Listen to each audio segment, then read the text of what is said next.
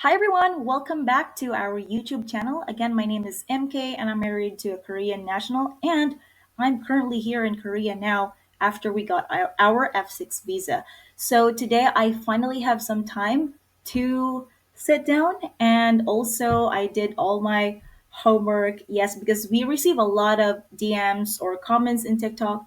Follow us on TikTok. I'm going to put all the social media usernames down below in the comments and make sure to follow along because I also do updates in TikTok. So, yes, today's video is going to be an F6 visa full checklist.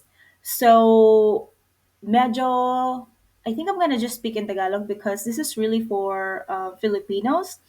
And if you need an English version, then I can do it as well. But you just um, comment on this video. So, and I apologize in advance because I'm not very fluent in Filipino.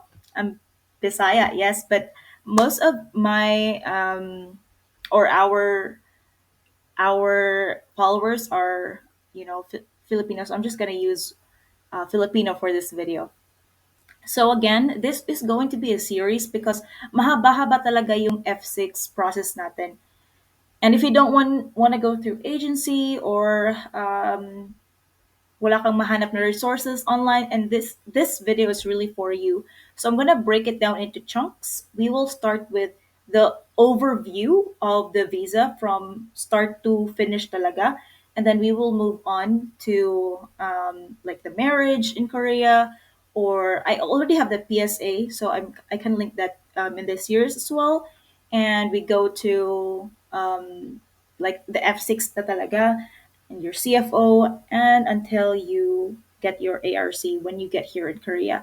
So, again, this will be a full series and it will be detailed. So, I cannot guarantee you that this video won't be boring, but kasi nga, I want to make sure that we're covering everything and most of the questions I ask myself before as well because hirap kasi yung paghahanap ng resources online like nandito siya, nandito ganito or meron siyang video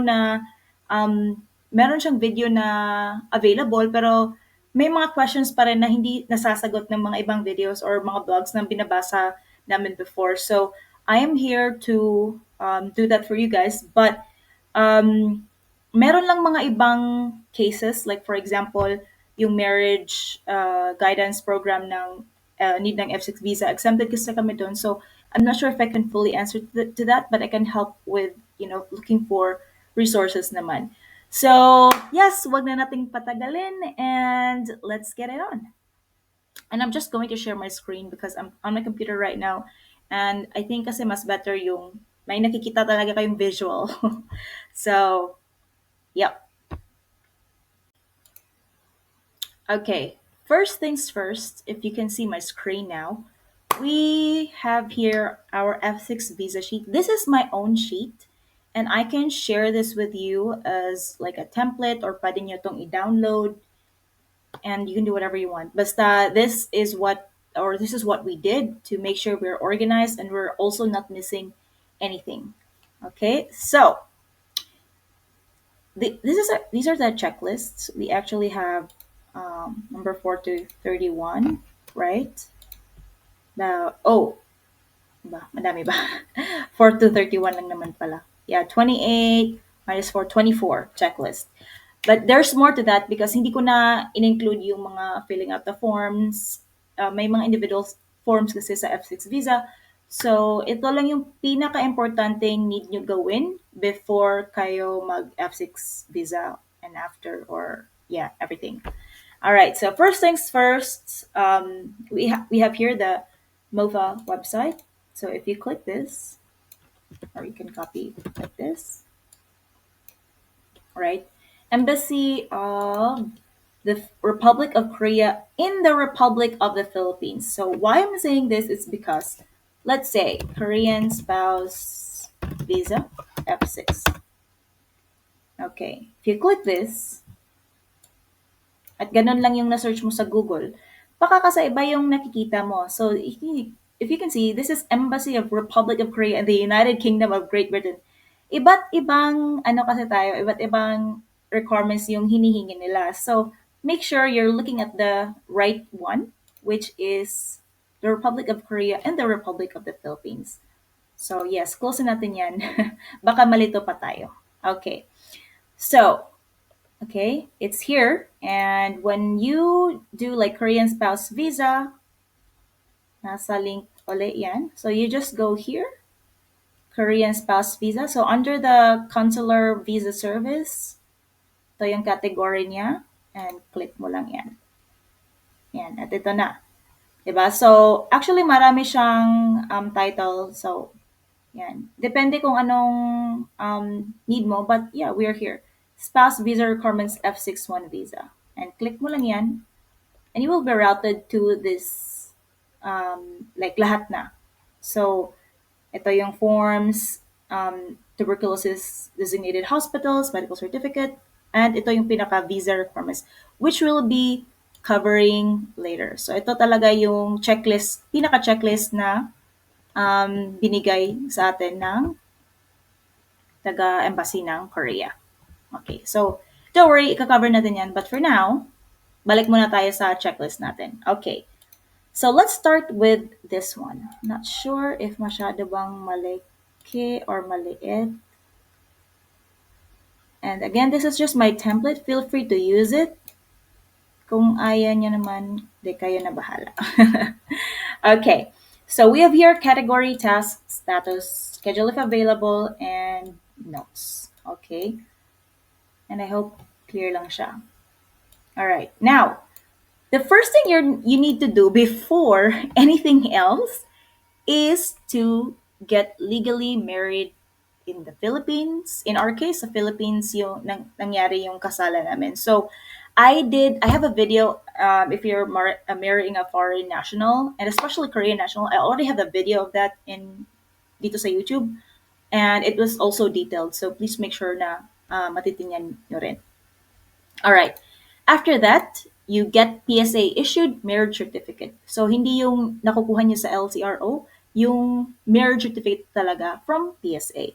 And the LCRO actually yung timeline nila na pagbibigay ng PSA is between 8 to 12 months. But then, meron din akong video dyan, which I will link here, dito siguro sa series ko.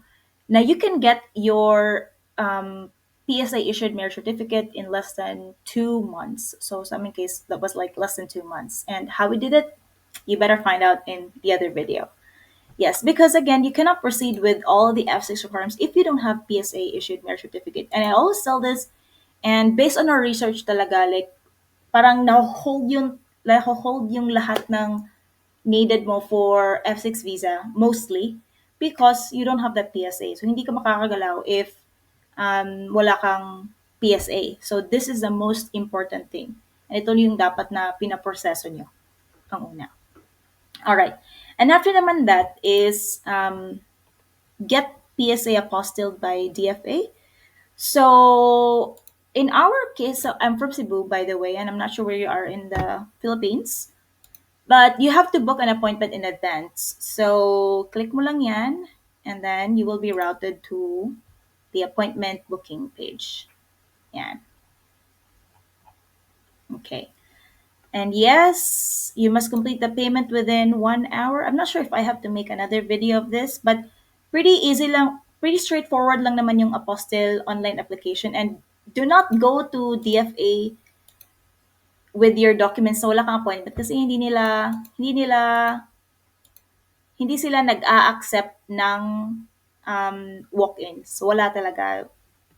So I was like 2 hours away from Cebu City, dun sa Philippines. So imagine if hindi ako nag-book online, paulit-ulit, diba? So anyways, yeah, this is it. You can just book the apostille and kung saan kayong region, for example, 7, right? And choose a consular office. So unfortunately, guys, for Region 7, we only have the DFA CO office, which is in this third floor of Business Galleria, General Maximum Avenue. All right, so why do we need PSA apostilled by DFA? It's because your husband needs to register your marriage in Korea. And in order for the PSA marriage certificate to be recognized internationally, then you will need to have it apostilled. All right. And online, 200 pesos yung express, and you can get it after 2 days. And wala silang delivery. You have to pick it up yourself. Okay. So next is update your passport. So in my case, I'm not sure lang sa iba, but I updated my passport after I got the PSA. And by the way, guys, when you get your PSA online or dun talaga mismo sa satellite ng, or satellite ba yun? Or like main office ng PSA, damihan nyo na pagkuha ng PSA, mga more than 5 or 6 or 7, mga 5, kasi you will have to use it in um, like different requirements. So just to make sure na hindi na kayo pa ulit-ulit, pabalik-balik, especially malayo yung lugar niyo sa mga main office or sa city talaga. So that's like a pro tip. And for me, first is nag-order ako online, pero yung PSA certificate online, mga 400 each ata. So medyo mahal siya. Pero if you don't want the hassle, then go for it. So the next time na, kasi nakulangan ako ng, hindi lang kasi yung visa ko yung pina-process, pati na yung mga kids ko. So they need like a separate PSA original copy when we sent it to the embassy. So yung nangyari is kinulang ako ng PSA kasi nga dalawa lang kinuha ko. So nagpa-appointment na lang ako dun sa Cebu City talaga, and then kumuha na ako ng mga 5, tapos yung PSA birth certificate, yung para isahang punta lang ng city. So, yun, just save yourself from all the hassle, 'di ba? Okay, next. So, passport. Again, I have to update my passport, and I already hold my husband's surname. And also, if wala pa kayong passport before, then mas mabuti kasi yung mga gamit niyo is yung married na kayo. Kasi ako before, meron akong passport and then single pa yung status. So, I have to update the civil status sa DFA.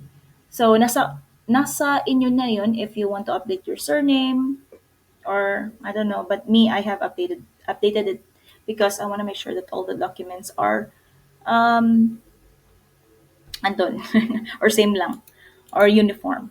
Okay. I know baka mabasha ko dito. That's not the only reason, okay? Okay. So, yes, I had to update my passport, and inuna ko to because it will take you about 21 working days if I'm not mistaken. 3 weeks, or so let's say a month before you can get your updated passport. Right. Okay. Next, get legally married in Korea. So once you have your DFA or PSA postilled, you can get legally married in Korea na. So you can just submit your papers. Yung husband yung gumawa ko nito because he was in Korea back then. And then andun ako sa Philippines. So what I did was nagsana lang ako sa kanya via DHL. And mahal, guys. Mga almost 2K or 2K para sa isang document. Yes. And then, I don't know. Yeah, I can make another video because I have a tab here for marriage registration then, because there are a couple of documents I need you get ready before you can register your marriage in Korea.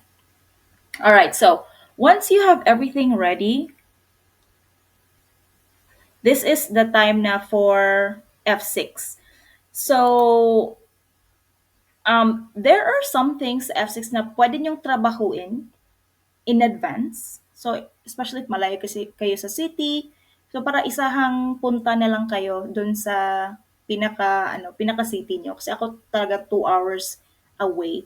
So, again, yung nangyari is, I make sure na, okay, this week is kukuha ko ng passport, kukuha na ako ng ganito, ganito. Para isahang lakad lang, So, depende na sa kanina, sa inyo yan kung ano yung anahin nyo. Like, i-combine nyo in one day. Because again, minsan, like for example, waiting to get the PSA would take you 2 to 3 hours. Waiting to get a fossil would take you, siguro, I don't know, 2 to 3 hours or more. Then, depende. So, passport then. So, matagal talaga yung waiting time. So, just to make sure na hindi yung nag-overlap yung schedule nyo. Okay. So, after that, fill out the visa application form. Okay, so ito na. Meron tayong mga application forms. So, let's say, for example, again, I'm going to have to make a separate video for this one. But ito yung mga forms na need nyo i-fill up. And then, meron siyang visa application, this. Okay, so we will go over those in another video. Meron, and then you also need to prepare passport size photo with white background. And kung pupunta kayo sa studio, ano lang, sabihin nyo lang it's for Korean visa. And they have, ano kasi, standard size. Okay, prepare valid passport 6 months before the expiration date. Okay, sorry, note ko yan. Your PSA marriage certificate. Actually, when I visited the 2025 requirement, hindi sabi naman daw na hindi na kailangan mag ano, pero just in case, lagay nyo na lang, baka maghanap. Okay, your PSA birth certificate, NBI clearance, so multi-purpose, and isasubmit nyo yan sa F16 or sa, yeah, embassy, but no need to apostille. Okay, because this was one of my question before. If need ba i-apostle? So no need to apostle, no need to apostle. Walang needed na i-apostle dito. Yun lang yung marriage certificate na ipapasa nyo sa Korea. Okay. Merong ano doon na Korean spouse's family certificate, residence registration. So this one, you cannot get this if hindi pa na-register yung marriage niyo sa Korea. So you better secure it again. And spouse resident registration, so husband to doon niya yan. Copy of Korean ID, front and back. So pwede driver's license. Ito yung note ko for my husband. Let me just delete that. Invitation letter. Again, that's part of the form. Proof of income tax or documents from spouse. And book. And then, once you have like everything, oh, by the way, ito, medical certificate pala is, i-go over ko yan dun sa pinaka F6 na video ko. Pero yung medical certificate is, meron siyang pinaka-medical certificate talaga, and then the TB test, and meron pang iba't ibang tests. So, I did that as well. And meron lang siyang designated hospitals para makuha mo yung medical certificate. So, hindi pwedeng kung saan mo gusto. Okay, next. Proof of income. Where are we? Okay, so once you have everything for F6 visa, so all good ka na, make sure na everything is organized, labeling is good, tananan. You have to book visa appointment at Korean embassy. So since we're in Cebu, wala siyang walk-in. But I've heard lang ha, but I'm not sure. Pwede mo namang i-email yung embassy, Korean embassy dun sa Manila.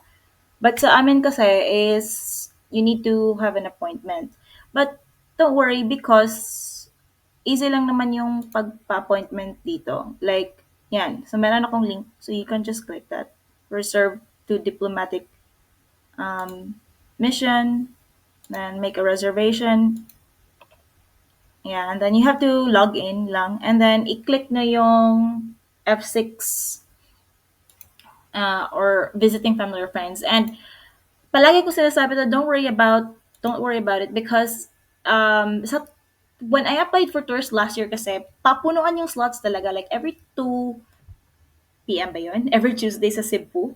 Yun lang yung mag-open ng slot. And then, let's say 2 p.m. na. So, I think mga 5 minutes wala, puno na yung slots. Pero kung visiting family, applying for F6, so madali lang. Marami silang slots for us. So, don't worry about it. But yes, if you're applying dito sa Cebu, then make sure that you have to make an appointment in advance. Okay? But again, sa Manila, I think pwedeng walk-in. I think lang. I'm not sure. Okay, F6 visa.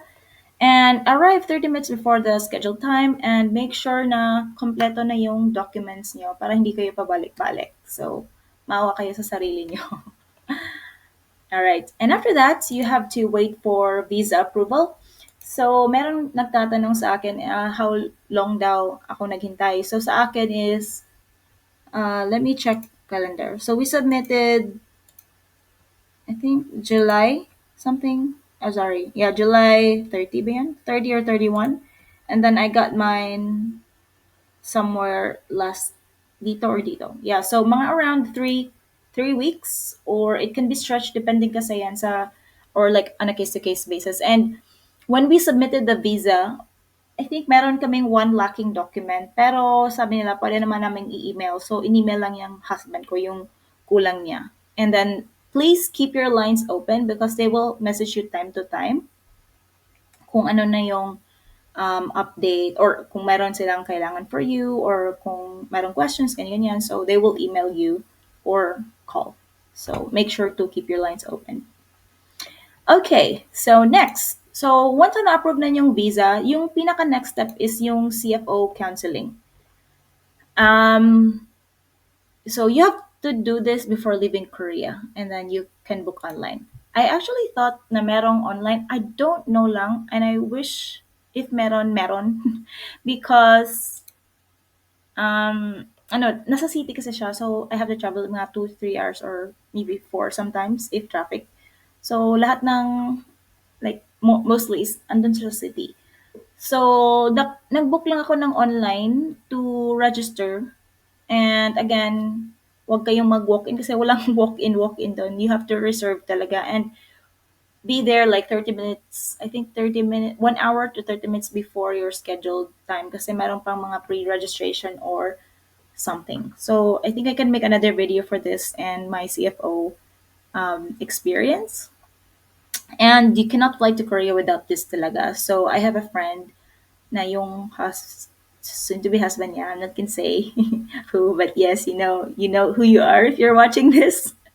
So her husband was flying to, or fiance was flying to America, and then wala silang CFO. So ayun, nakapag-book na, pero wala, hindi pinalagpas ng immigration because wala nga yung CFO, which is needed. And then for us, since we are going to another country mostly for long term, diba, we really need like CFO counseling. And I gotta tell you one thing. So, meron ako nakasama sa mga CFO na pupuntang America, Europe, ganyan, Australia, I don't know. Yeah, South Korea, etc. But yung South Korea, guys, meron silang extra online seminar. So yung mga papuntang America or Europe, I guess, nakukuha nila yung CFO nila on the day ng katapos talaga ng CFO. Pero in our case, yung mga pupuntang South Korea, may online seminar pa. So I think I waited for like a week and it only happens like twice a month, if I'm not mistaken. And ayun lang, bummer lang siya because we were so excited to book kasi nga, nakuha na namin yung visa. Pero you cannot fly with that CFO. So, make sure you note that. Alright, and after that, you may book flights. And again, do not book flights if you don't have your CFO certificate yet. And luckily for us, like for example, nakuha na yung visa namin at CFO, mga, I think pre-book kami kasi sure na kami makukuha namin yung CFO. So, hindi naman masyadong mahal yung tickets na yun. But if, depende kasi kung saan kayo pupunta. Pero yung Cebu to Busan flights, marami siyang sale sa Agoda. So, pro tip, yes. So, kahit mag-book kayo like a week before your flight or even days before your flight, maraming cheap flights. Yeah. So, all right. Next is, before departure tayo, print visas and documents. Yeah, so make sure na meron dala-dala niyo yung print, yung visa niyo na naka-print, yung pinaka documents na kailangan niyo. Yung TB test, actually wala ako nito, pero just make sure meron kayong copy. Secure your copy. Pack all original documents because you never know when you need it. Dito sa Korea, sa PSA, marriage certificate, birth certificate, ano pang original documents na you need. And also your CFO sticker or certificate. So digital lang naman siya, so make sure you have it on your phone. And i-print niyo yung flight tickets niyo. Ano pa ba? Yeah. Yun lang naman yung pinaka-importante. And so, let's say nakalapag na kayo dito sa Korea, you should visit the immigration office within 90 days.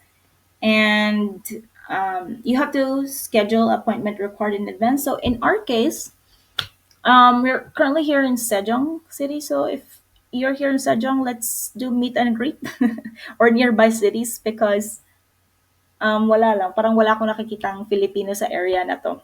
But need namin pumunta ng Daejeon, which is I think an hour or so away from Sejong.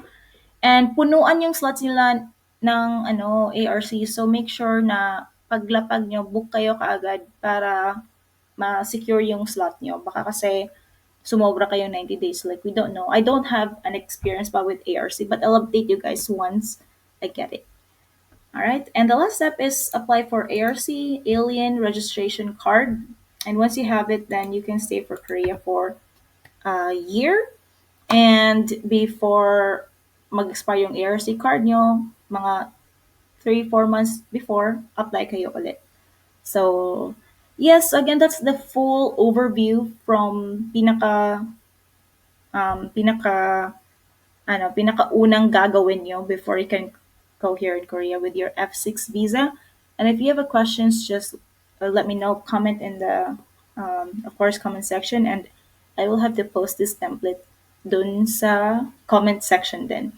And thank you so much for watching. I'll see you in my next video for the marriage registration, the F6, CFO, and hopefully ARC soon.